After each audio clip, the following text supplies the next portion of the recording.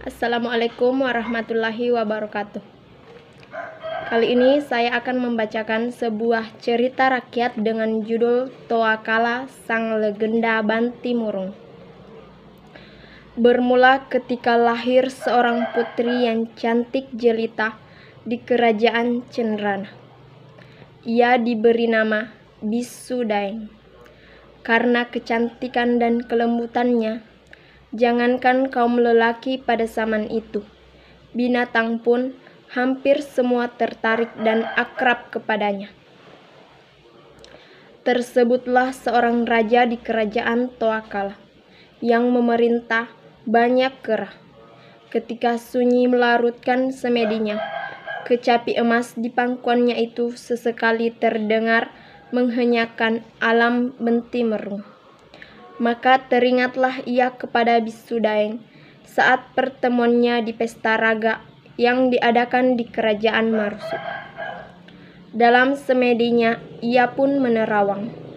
Terdengarlah alunan syair lampau yang seumur dengan alam tersebut. Endi, sudah 2 purnama kita tak bertemu. Badanku gemetar hingga ke lubuk hatiku. Aku takkan biarkan Karaeng mengurungmu di istana Cenrana. Oh angin, sampaikan rinduku ke lubuk hatinya. Sebab tak bersamanya serupa dengan kematian. Jika aku tak mempersuntingmu Bisudaeng, biarlah para dewa mengutukku.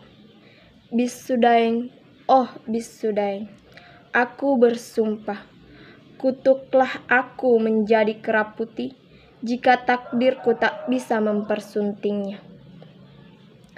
Tiba-tiba bumi berguncang, langit menyeramkan, angin bertiup kencang, petir pun menyambar menjemput sumpah Toakala.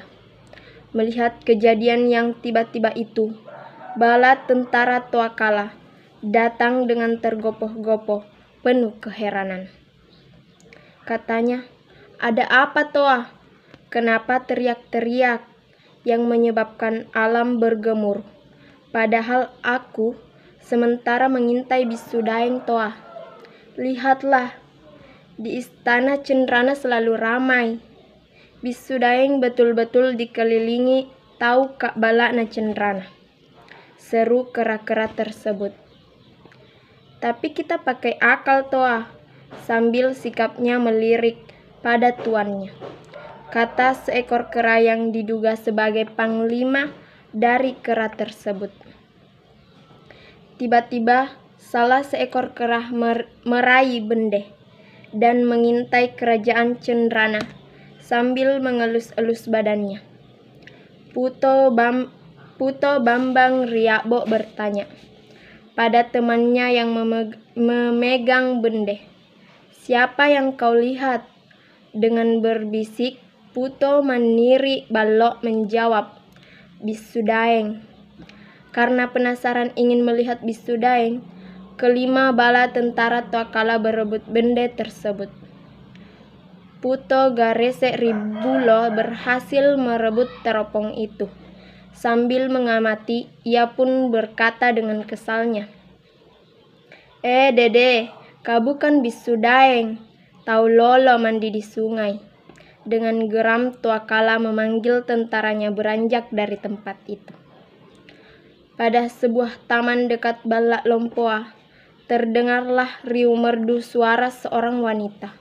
Setelah beberapa kerumunan yang melingkarinya bergeser, tampaklah Bisudaeng dihiasi kupu-kupu pada mahkotanya. Rupanya, ia sedang bermain dengan dayang-dayangnya. Tapi, tak lama setelah keceriaan itu, tampaklah sang putri sedang dilanda gundah gulana. Tan Rosai, salah seorang dayang-dayang bertanya, "Kenapa putri tidak berusaha membujuk Karaeng untuk tidak meneruskan keinginannya menjodohkan putri dengan putra kerajaan Marusu? Bukankah putri..." Bisudaeng memotong pembicaraan Tan Rosai. "Toakala maksudmu Tan Rosai. Karaeng adalah ayahandaku. Toakala adalah hidupku. Tapi perjodohan ini sudah tergaris sejak aku masih dalam ayunan. Tiba-tiba Kanang, dayang lain berbicara, meskipun dengan suara yang gemetar. Maafkan saya Putri, jika hamba lancang bicara. Seandainya Putri meninggalkan istana ini, apa yang akan terjadi? Perang Kanang, kata Tan Rosai jelas tegas. Kanang menimpali. Artinya jika itu gagal, kerajaan Marusu akan memerangi kerajaan Cenrana. Dengan perasaan gundah gulana, Bisu Daeng meninggalkan taman itu bersama dayang-dayangnya menuju istana. Tak dianya, tiba-tiba Bisu Daeng dicegat oleh sekelompok pasukan kera. Alhasil Bisu Daeng pun diculik sambil diarak oleh sekelompok kera yang membawanya menuju jalan ke istana kerajaan Toakala. Perasaan gembira pun meliputi bala tentara Toakala. Dengan tak sadar berteriak memanggil rajanya.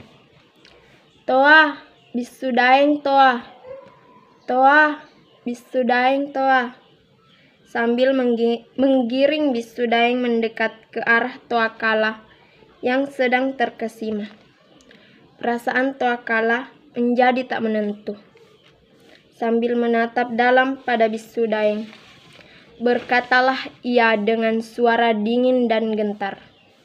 Semua ini terpaksa aku lakukan Bisu Daeng. Aku tak pernah gentar menghadapi kerajaan Marusu dan kerajaan Cenrana, dan aku sudah siap perang. Tak ada yang bisa menghalangiku. Tak ada yang bisa menghalangiku. Suara Toakala seakan gelegar yang memenuhi langit. Pekikan kera pun terdengar nyaring. Nampaknya ketegasan Toakala membuat Bisu Daeng dan para tentaranya menjadi takut. Suasana sakral pun memenuhi ruang semesta. Hening sejenak ketika lamat-lamat prajurit dan kelompok kera tersebut meninggalkan mereka berdua. Dengan perasaan sedih, Bisu Daeng berkata, sejak pertemuan kita di arena permainan raga di Balak Lompoa, banyak putra-putra kerajaan yang hadir. Aku tak pernah lupa ketika Daeng menjatuhkan bola raga di pangkuanku dalam acara marraga itu. Peristiwa itu membuat semua orang menatapku tak terkecuali ayahandaku. Aku berusaha meyakinkan semua orang kalau aku mencintaimu. Tapi ayahku tetap ayahku, jadi aku harus patuh kepadanya.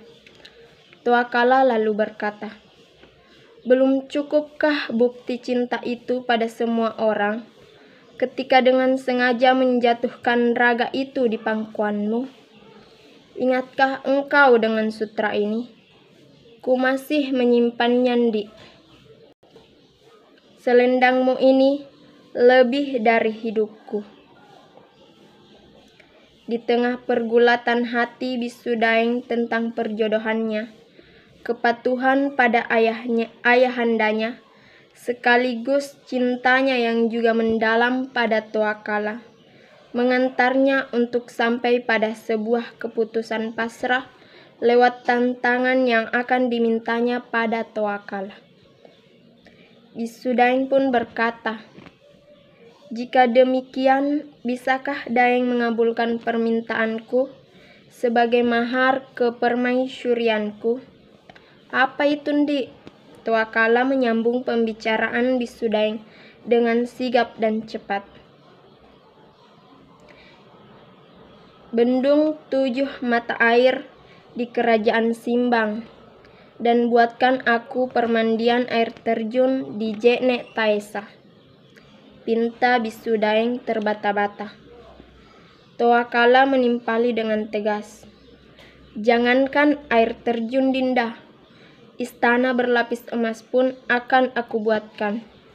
Merasa dilematis, Bisu Daeng pun berkata, Tapi aku hanya memberi waktu 1 malam, Daeng. Kalau Kanda tidak bisa menyelesaikannya dalam 1 malam, berarti saya harus kembali ke istana. Tanpa bicara, Toakala pun mulai bekerja dengan penuh keyakinan. Ia mengerjakan permintaan Bisu Daeng semalam suntuk. Peluh mengalir membasahi tubuh Toakala. Sejenak ketika permandian air terjun tersebut hampir selesai, ayam pun berkokok menandakan fajar akan segera muncul. Toakala semakin gencar untuk menyelesaikan pekerjaannya. Namun tiba-tiba matahari terbit, langit menjadi mendung. Sebuah gejala alam yang tak biasa. Suara guntur dan petir saling menyambar, pertanda sebuah kutukan telah jatuh dari Dewata Sewai. Toakala berteriak histeris. Bisu Daeng! Bisu Daeng! Ditatapnya sang kekasih yang terakhir kali. Ia tak berdaya oleh takdir. Di sela tenaga yang hampir habis, Toakala pun perlahan tumbuh bulu-bulu panjang putih yang menutup seluruh tubuhnya. Dipaksakannya panggilan pada kekasihnya yang terakhir kali. Tapi Bisu Daeng tak lagi bisa mendengarnya. Ia hanya menyambut isyarat suara itu dengan lambaian tangan. Di depan Bisu Daeng yang ditinggalkan, berdirilah patung seekor kera putih, yang kakinya basah oleh tangis Bisu Daeng yang ditinggalkan. Suara-suara alam seakan terhenti tergantikan dengan suara tangis seorang perempuan cantik. Daeng! Isak tangis Bisu Daeng memenuhi keheningan alam Benti Merung. Terima kasih.